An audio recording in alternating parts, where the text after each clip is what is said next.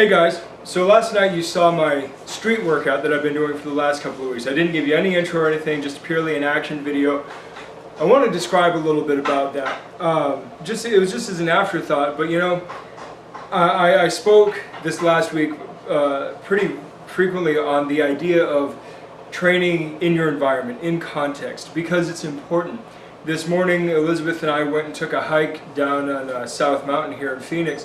And if you go down on South Mountain, you'll notice that the hike itself is not so bad, but there's a lot of cool rock structures and whatnot. And when I was there a couple of weeks ago with my parkour coach and some of his crew, we were looking around and he asked, you know, what would your training look like, what would your development look like if you only trained in a place like this? And these are important questions to ask, because the simple fact of the matter is you don't always know.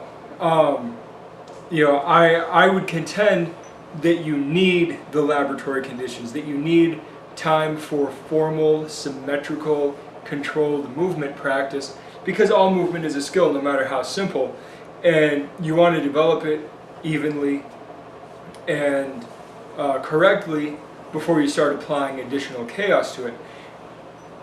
You know, one of the guys that was there with us, you know, contended that, well, if you do enough different stuff and don't don't do exactly the same thing all the time, that you shouldn't develop muscular imbalances too badly. And you know, quite honestly, yeah, you probably will mitigate some of that.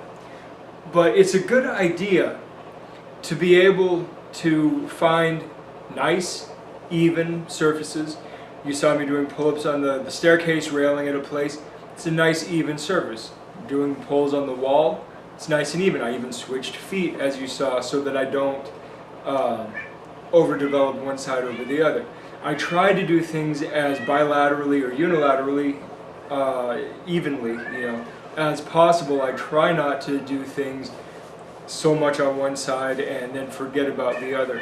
It's important to have a balance between the formal movement and the chaotic movement.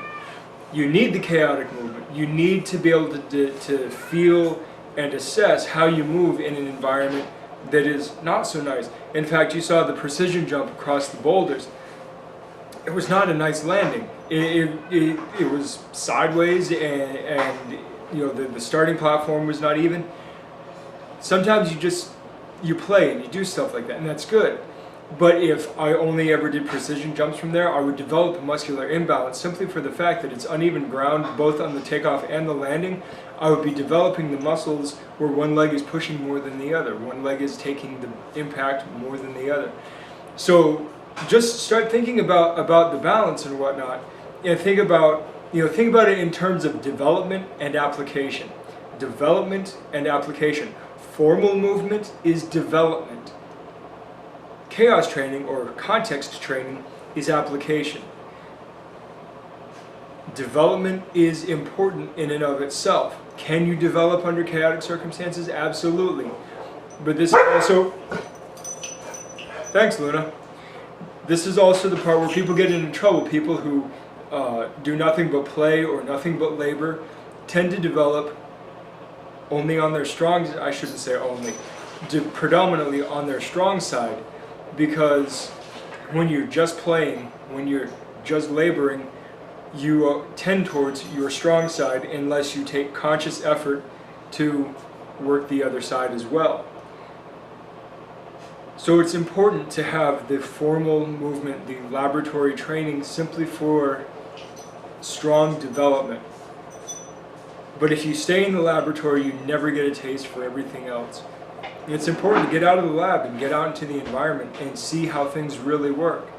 Laboratories, removing chaos, approximate data, approximate results.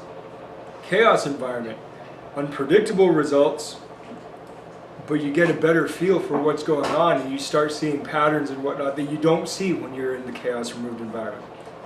So, just something to think about. I will talk to you guys later. Good journey.